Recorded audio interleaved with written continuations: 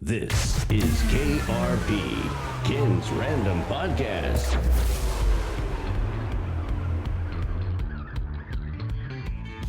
Well, it's pretty obvious that I've got a sinus infection, but I just felt compelled to record this. So anyway, thanks for joining me today for episode 41 of KRP, Ken's Random Podcast. Remember, fact-checking any content will be a useless endeavor because most of what you'll hear is opinion, and KRP is produced without adult supervision. My guests today are Phil and Lynn Barnidge, two friends that are living their dream. They'll join me a bit later in the podcast, but first I have to tell you about Anchor.fm. If you haven't heard about Anchor, it's the easiest way to make a podcast. Anchor has creation tools that allow you to record and edit your podcast right from your phone or your computer. Anchor will distribute your podcast for you so it can be heard on Spotify, Apple Podcast, and most other platforms. You can make money from your podcast with no minimum listenership. Anchor is everything you need to make a podcast, all in one place.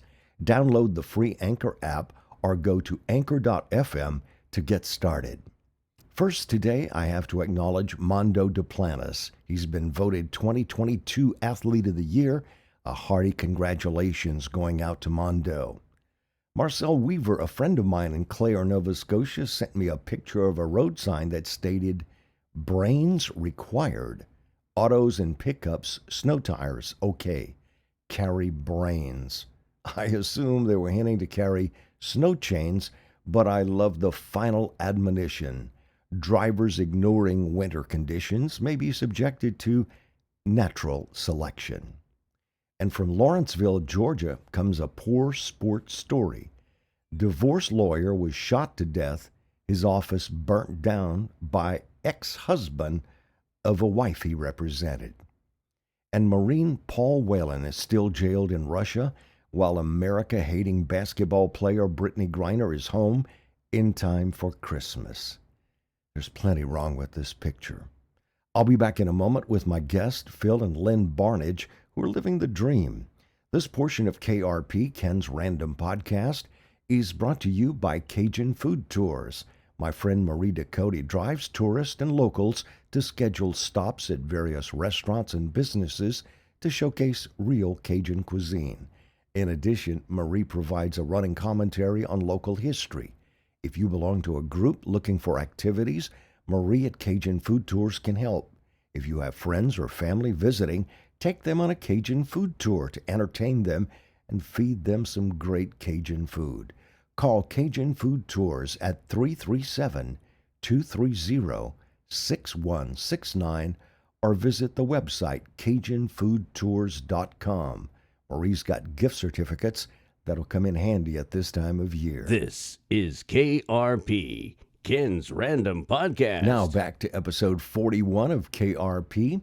My friends Phil and Lynn Barnidge are living out their dream. A few years back, they sold their home in Lafayette and they headed west. I want you to tell me the whole journey. How did you decide we're going to stop working legit jobs and we're going to go do what we want to do? So impressive because so many people say, one day I'm going to do, one day I'm going to do, and then they die. So I'm glad that y'all made that progression. So either one of you, tell me what led you to do what you're doing. You said it. That was it. We had typical, folks just working our 8 to 5 or whatever it was, 40, 50, 60 hours a week. And we had done everything we could do in the Gulf Coast within driving distance, and we had vacation wise, right. Of course. With your 2 weeks a year, right? It became really evident that there's a world a lot bigger than the Gulf Coast that we wanted to see. You do the quick and dirty with the 2 weeks. You do a week here, you do a couple of days there. You never get to experience the flavor of an area. You just get the tourist version, right? And we had always said when the kids grow up and move out, we're going to go travel more. Well, the kids grew up, they moved out, and it's 5 years down the road and we still haven't done anything. And we were both kind of in a place where, we weren't 100% married to our jobs or invested in our jobs. Always thought, there was something else we could be doing. And just kind of decided, after watching other folks on YouTube and social media who were doing it. We started to do the research and started planning. I think the biggest hurdle was accepting that we would have to live small. We're not on vacation. This is a lifestyle. Once you realize what you can do without, I mean, I'm not saying that we do without. We are fine. But we've traded stuff for experiences. Instead of, a new car every couple of years or just going out and shopping and buying clothes and doing this and doing that, we decided we wanted to see things and do things. We wanted to go for a hike. We wanted to see all the parts of the country that we couldn't do in a vacation. We'd have to live small and such, but we've always lived frugally. We've never been big spenders. We never had a huge house. We worked and saved and prioritized saving so that we could do something like this ultimately. We didn't get that retail satisfaction. It's a much easier transition for us. Now, I guess I started the interview without mentioning the fact that you do so much of your life on two wheels, and I'm not talking motorcycles. You people have bicycled all over the place. And, whenever I see your post on Facebook, I go, you did 50 miles of what? And you guys don't stick to I-10. You're all over on rough roads and no roads and things like that. Wow. We ride where there are no cars. Well, I understand that. All road riding on pavement, and you're on the shoulder if there is a shoulder. And there's a lot of road rage out there. Really? There's a lot of distracted drivers, in case you haven't noticed. Yeah. 3 or 4 years before we left, we started making the transition. We had always kind of mountain bike, but we're limited in geographically where we can do. Got into gravel riding, which is basically just a country road, a dirt road. You get to see the real America, the hidden gems that most people don't see.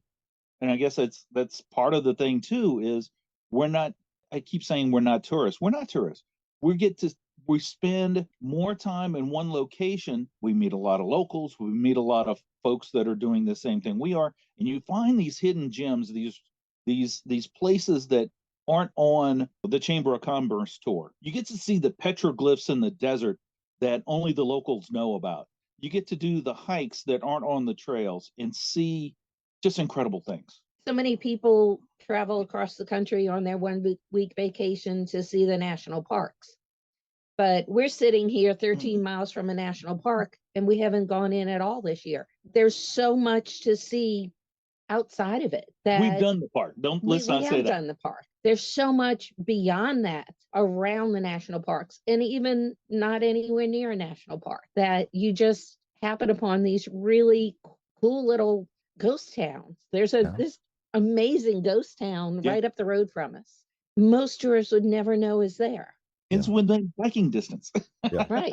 We didn't mention your living arrangements. We're doing this interview on Zoom, and you can see my office and I can see your seating area.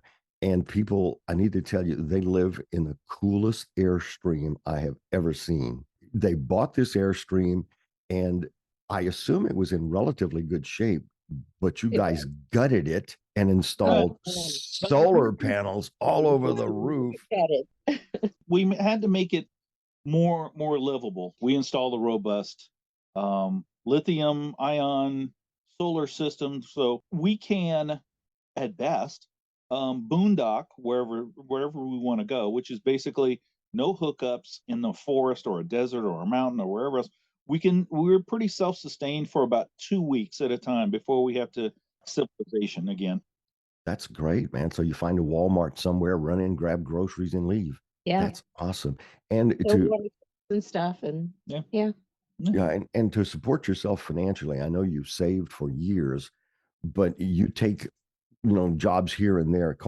You're almost itinerant migrant workers without the migrant part. When we decided to leave, we had already had a rental property or two. When we sold our house, we bought another rental property. Thank goodness we have family back home that kind of keeps a boots on the ground, sort of, if something goes south. I mean, it's a house, so most of it we can handle remotely, but if we have somebody, they can go do that. So financially, that's probably the way we keep going. And then the working part, I don't want to say it's play money, but it's well, I mean, really, we're working about 6 months a year, And that's largely what we live on. For the most part, we don't need a lot of income to live the way we're living. I'm working now. A friend of mine earlier this week described me as a piddler. There's only so much hiking we can do. There's only so much biking we can do.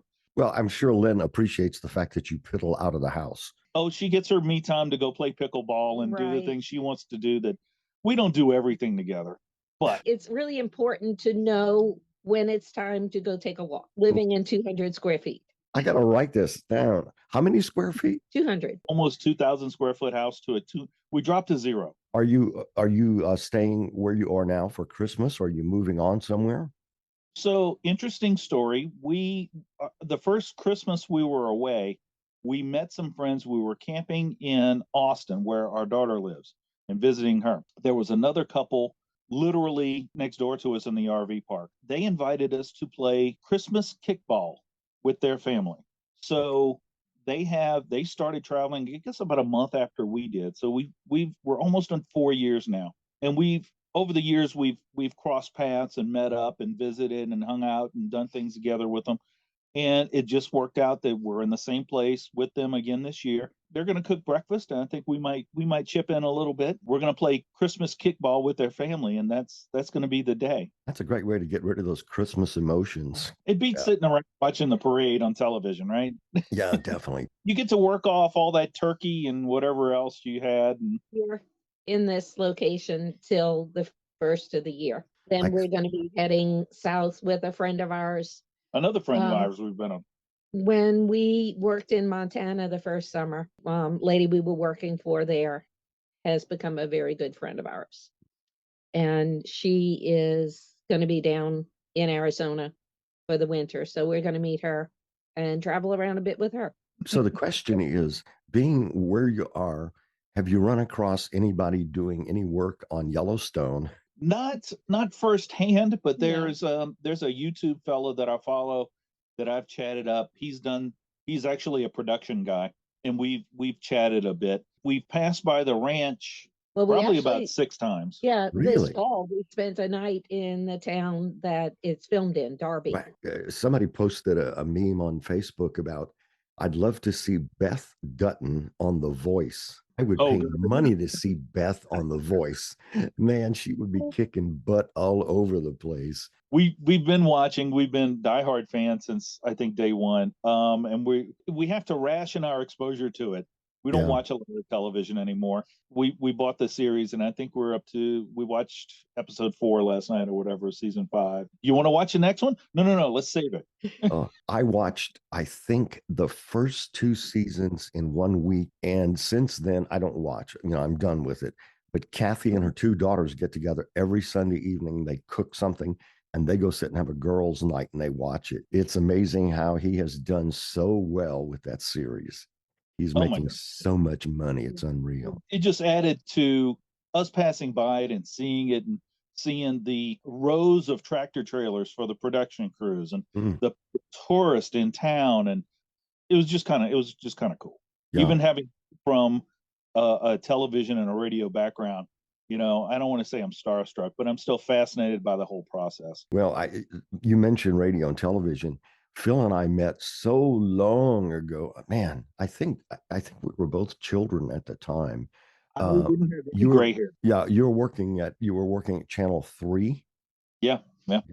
And we did a production piece together that turned out so well. You did an excellent job, because I had no idea what the hell we were doing, but it turned out so well. And from there we worked at 2 radio stations. Yeah, two radio stations. And we're still both semi-sane, so I guess we survived. It's so funny how you look back on your life and what you've done, and the things that the pivotal points in your life that have changed, and the people you've met along the way. And it's interesting. We don't stay in parks a lot, but when we do, we had some folks yesterday from Alaska. He was a crab fisherman, and I forget what she does, but just so. When you get to know people, I mean, literally, I'm puttering outside or pittering, whatever the word we decided to use. Yeah. Just walks over and starts chit-chatting. And the commonalities between us and them, and it happens all the time. And us from Louisiana and them from Alaska, about Yeah. as far away as we could have possibly been. We have made some great friends. You would be amazed how many people we have come across and run into that Phil knows from years back all over the country. When we left, I mean, we made, kind of a sort of announcement on social media to our friends and our family and everything else. And as we travel and post, oh, we're in this area, every once in a while I'll get like this random text or a phone call or whatever. It's like, hey, I live like 30 minutes away from where you are. We should get together. I'm like, you're what? All the people you were trying to leave behind follow you. I don't think there was anyone we were trying to leave behind. And that's one No. of the hardest things, is that we did have so many good friends where we were, and that was really hard to leave them all. But we've had some come visit. We condemn social media a lot because there's so much hate out there on Facebook. I rarely go on Facebook anymore, but I see all the pictures. I really appreciate the fact that you guys post what you post. And we have, oh God, I don't even know if you worked with this young lady. She was a salesperson at the last place we worked. And she and her husband are on, I guess, on a delayed honeymoon. They were posting pictures of London. And then yesterday they posted a whole bunch of stuff in Paris. And I'm like, well, thank you. This is great. This is great. Yeah, no, it's amazing. Yeah. You hear about former coworkers and friends and everything. And fellow cyclists and everything. Friends in Alaska, friends in Idaho, friends in New Mexico and Dallas and everything. And some of them are like, hey, I got a big yard. You need a place to park the Airstream for a week or so? Yeah. That was Texas. Yeah. We stayed with a friend of mine from Channel 3 for a week? Yeah. Or 2, 10 something days, like 10 actually. days. She's That's like, hey, great. we got plenty of place to park. Yeah. Why don't you come on over and visit? And we just had the best time visiting and Meeting her family. meeting her and family and her kids and animals. they're animals, right? Yeah. And what's really great is if you get tired of them, you can say, well, we've got to change our schedule. We'll be leaving tonight, something like that. So that's great. That's how we have deals. If we're not happy where we are, they roll. I don't know how much work you did on the Airstream, Phil, but when I went to your house, when Lynn was finishing up, I think, I was so proud of her, man. She'd done most of the electrical work, and I understand it was a thing of self-preservation. She didn't want you dicking with the electric. Well, there's that. Well, the electric was kind of a joint effort. I was actually pretty good at electrical. I had never seen that sort of installation where all the guts and electronics are, and the solar panels are just, if you don't know they're there, you don't know they're there. They're just, they're hidden away. Yeah, it's great. And that's the beauty of it. We can sit in the desert for 2 weeks and never turn on a generator and have to listen to that noise or smell the fumes or have to worry about running out of gasoline. Man, that's awesome. We can sit there, and as long as there's sun, we have power. That's also the downside too, is we've talked about in the fall heading east where there are trees, low sun, right? So we may have to get a generator. Being in the Rockies, being out west, there's tons of sun everywhere. We don't have an issue. Going out east, we might have to go to an RV park and plug in on occasions. Thanks for joining me today for episode 41 of KRP, Ken's Random Podcast. My guests were Phil and Lynn Barnidge. Remember, fact-checking any content will be a useless endeavor, and KRP is produced without adult supervision. If you discovered KRP on Facebook, please hit the like button and share the link. KRP, Ken's Random Podcast, is now available on most podcast platforms, and an audio version is available on YouTube. If you listen on YouTube, please give me a thumbs up and hit the subscribe button so you won't miss an episode of KRP, Ken's Random Podcast. This is KRP, Ken's Random Podcast.